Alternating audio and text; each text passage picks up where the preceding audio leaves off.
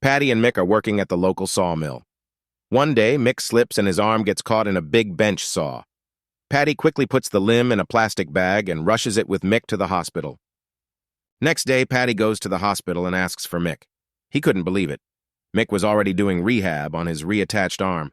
A few days later, Mick was back at work. A couple of days go by, and Mick slips and severs his leg on another big saw.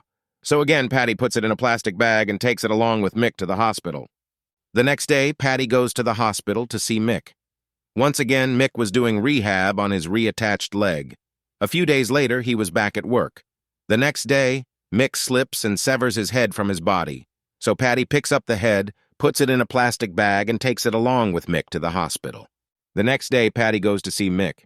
The nurse sees Patty and starts crying. "I'm sorry, Patty, but Mick is dead." Patty is shocked but not surprised. "Well, I suppose the saw finally did him in." "No," said the nurse. "Some dopey bastard put his head in a bag and he suffocated.